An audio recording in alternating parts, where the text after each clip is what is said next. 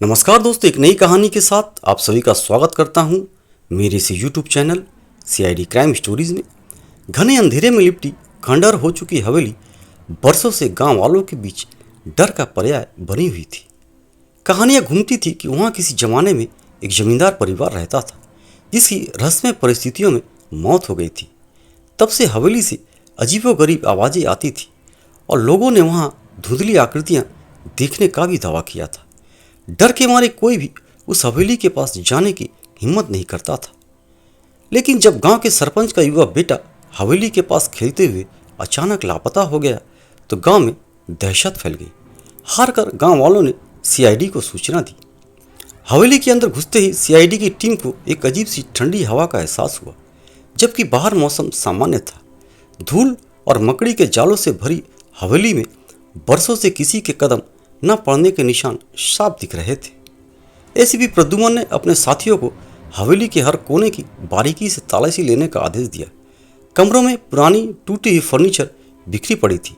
दीवारों पर जमी धूल की मोटी परत पर उंगलियों के निशान खोजने की कोशिश नाकाम रही। इंस्पेक्टर दया ने एक कमरे में जमीन पर कुछ चमकती हुई चीज़ें देखी।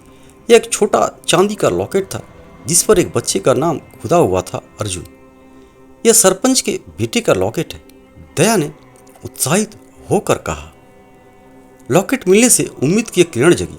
टीम ने अपनी तलाशी और तेज कर दी। अगले कमरे में उन्हें एक पुरानी धूल भरी तिजोरी मिली। एसीपी प्रद्युमन ने सावधानी से उसे खोला।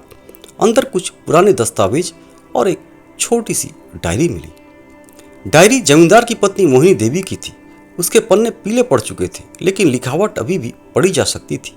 मोहिनी देवी ने अपनी डायरी में अपने पति के बुरे बर्ताव और अपनी मासूम बेटी की रहस्यमय बीमारी का जिक्र किया था।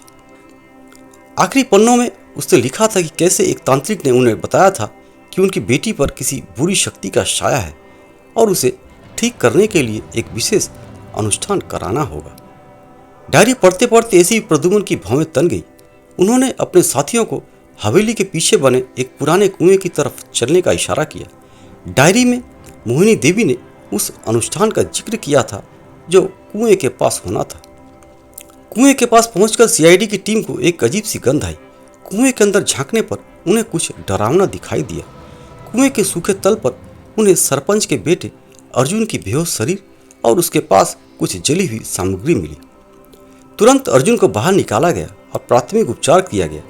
होश में आने पर उसने बताया कि वह खेलते हुए हवेली में चला गया था और एक अजीब आदमी ने उसे पकड़कर कुएं में धकेल दिया था और वो आदमी कुछ मंत्र पढ़ने लगा था।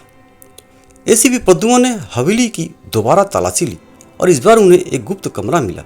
उस कमरे में उन्हें तांत्रिक के वेश में एक धोखेबाज आदमी मिला। पूछताछ करने पर उसने बताया कि वह गांव वालों को डराकर उनसे पैसे ऐंठता था और उसने ही अर्जुन को पकड़कर कुएं में धकेला था ताकि लोगों का डर और बढ़ जाए। मोहिनी देवी की डायरी से पता चला कि तांत्रिक ने जमींदार के परिवार को भी ठगा था और उनकी बेटी की मौत का कारण भी बना था।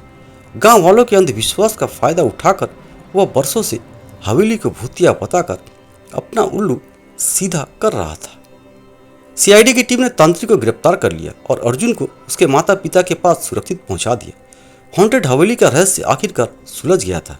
यह भूत प्रेत नहीं बल्कि एक लालची और धोखेबाज इंसान का कारनामा था जिसने लोगों के डर का फायदा उठाया था।